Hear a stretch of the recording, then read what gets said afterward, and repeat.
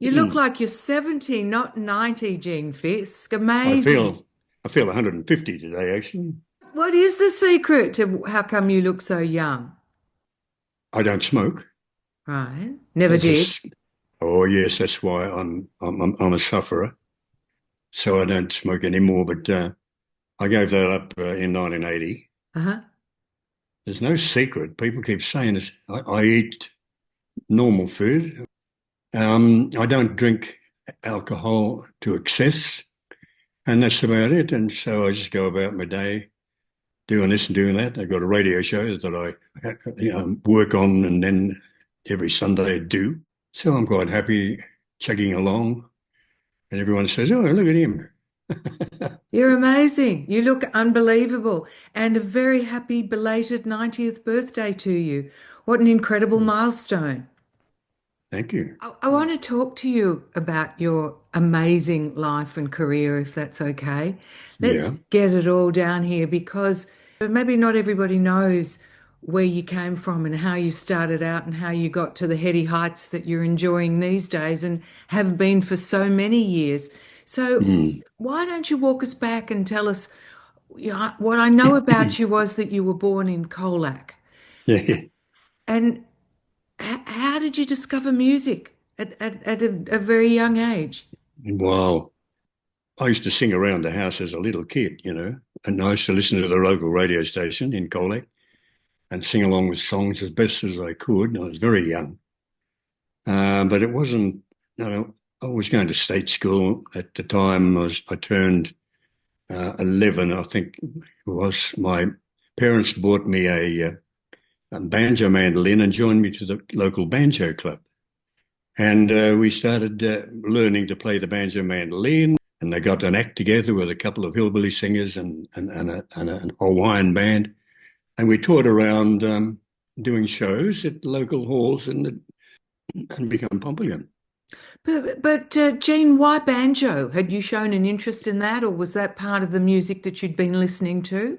There's a difference between a banjo and a banjo mandolin. A banjo mandolin's on the tuning of a fiddle, and so she had to teach us how to work the chords out and everything. And the banjo's different. I can't play a real banjo. No, I can play a banjo mandolin. Why a banjo mandolin then? Why Well, did your parents get you that? because everybody got it because that's how you learned to play. What sort of music had you been listening to on the radio prior to that? Well, growing up in 1955, I was there. Bill Haley hit with the Comets, Little Richard, and then eventually Elvis come along, and there's a lot of others before Elvis. So I'm old enough to remember all of that. And I thought, hello, something's happening in here in America. And it started to happen in Australia. And so I got interested in rock and roll. And so I started off with my first rock and roll band was in 1956, yeah, anyway. Then I was in the Royal Australian Air Force, by the way. Hang on, before you go to the Air Force though. So rock and roll had come in, you're listening to it on the radio. You figure something sort of is catching fire here in Australia. Mm. Did you not want to be a rock and roller, a singer in a band? You got it right. I heard it all and I wanted to do that. Being in the Air Force made it a bit difficult, but despite the fact that I was an airman and I get posted around, I always brought the guitar with me and I'd entertain the boys in the hut, or at a function. And then I helped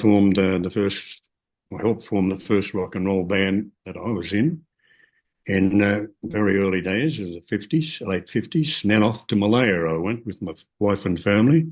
So I was away for 2.5 years in Malaya, and I went to Thailand as well as part of the whole thing.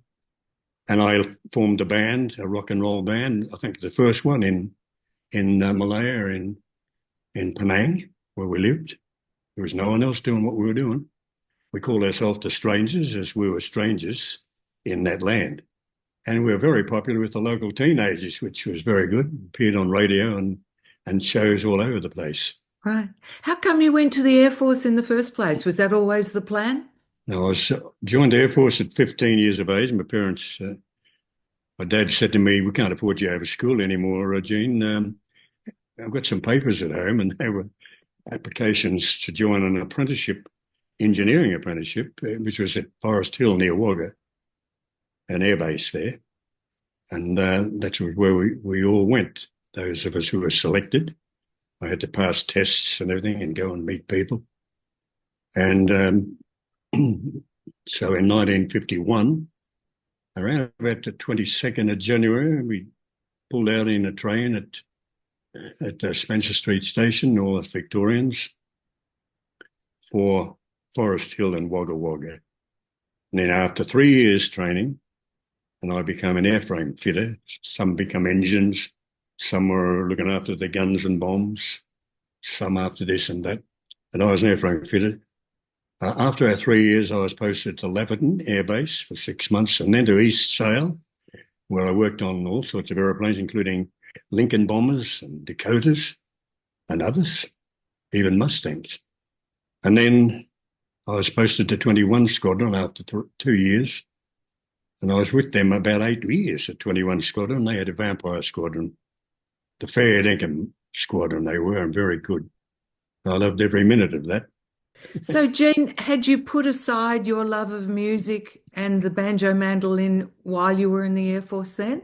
No, I was onto guitar then, and I had a rock and roll band that I'd started. So, And as you said, you did make a record with them, right? yeah, Sidewinders. Yeah. The Sidewinder was a rocket with a explosion piece on the end of it. You fire it at the ground, or you can fire it at an aircraft everywhere. That's called a Sidewinder. What sort of music were you into with these bands at Oh, the time? I forgot about that. Yes, when I was in radio, one morning I had a phone call, and it was the man in charge, one of the top stations, and somebody had left, and they wanted to replace him with me. And he said, "Well, you want the job?" I said, "Well, give me 30 seconds." And he said, "That's all you got." So I said, "I'll take it." So I went to 3UZ in Melbourne for 4 years As a DJ? as a DJ. And then in 1977, they knew I was into country music at the time, and I was doing gigs with bands backing me as the outlaw of country music. What does that mean? I've seen you described, I've heard you described as the outlaw of country music. It Where'd that come from? came from one of the managers of me and one of the bands that backed me. He suggested that name, kept calling me. It spread, and I appeared on Wandong and some of those festivals, and I was deemed the outlaw, so that's how it stuck. I sang songs like that Waylon Jennings sang, and I used to sing my own stuff as well. So that's how they saw me. I'm not an outlaw, am I? Well, your mother didn't like that description very No, much, did no. she? How did you know? My mum and dad didn't like it at all, but I said it's just a name. Anyway, they weren't really in country music. How come you got into country music? When did that happen? At 3UZ, someone approached me, and they knew that I'd done some singing and stuff, and so they invited me to sing with their band, and they liked it, and everyone liked it, and from there on, it took off. After a while, another band came along, and that just got bigger and bigger, if you know. But And they, country music wasn't really a thing yet in Australia, was it? It certainly had blossomed in the States. So you yeah, must have been listening to a lot of music that was coming out of the States. But you were really one of the pioneers of country music here in Australia, weren't you? yeah, I suppose so. It's What did you just like most about country music as opposed to any other style of it music? was easy to sing compared to pop and rock at the time. My rock and roll days are long gone, but it was easy to sing, melodic music. I could play all the chords, even bought electric guitars, did all that. Used to play a little bit of rock and roll too, by the way. Always a little bit of that in there. Can't But can't yeah, get the rock and roll out of the man, huh? yeah, all country music now. I just fell Yeah. in love with it. How big was country at the time in the city? We being in country, like to think that it was taking hold. This whole time while you're being a DJ on various radio stations, you're also making your own country music, aren't you? Because you did release several singles. The first one was Runaway Little Girl, and the flip side was The Ballad of Dave and Ruby. That was in 1975. Can you tell us a little bit about that? They were very personal songs, those two. Why? Well, the Ballad of Dave and Ruby was about some relations of mine who I won't name, who fell in love, yet one of them was married, and all of that went on in their day. But I found out about all this happened when I was a kid, and so when I heard the real story, I wrote the story for Dave and Ruby because I love both of them. The next single that you put out was in 1979, and that was The Ballad of Ronald Ryan. Yeah, I mean, there'd be a lot of people listening to this who know who Ronald Ryan was or yeah. knew who Ronald Ryan was, but could you tell us a little bit about Ronald Ryan and why you decided to write that song about him? Well, I was not in commercial radio at the time when he went to the gallows in Melbourne, but I did stand there with the rest of the workers, people who are in a union were told to at the time when he was dropped through the trap, we were standing there in silence, and so I investigated the whole thing, found out all about him, and then somebody must have mentioned, "Why don't you write a song about it?" So I did. He was known as the great train robber, wasn't he? Yes. I still don't understand this outlaw thing. It was actually outlaw defined this whole music genre in the 70s, didn't it? Because Hmm. as to my understanding, it was a style that combined country music with the upbeat tempos of rock and roll. And in America, that had been popularized by the likes of people like Johnny Cash and Waylon Jennings, as you mentioned, Yep. and Willie Nelson. So Yes. you were the epitome of that outlaw style here in Australia, and in fact, the pioneer of that.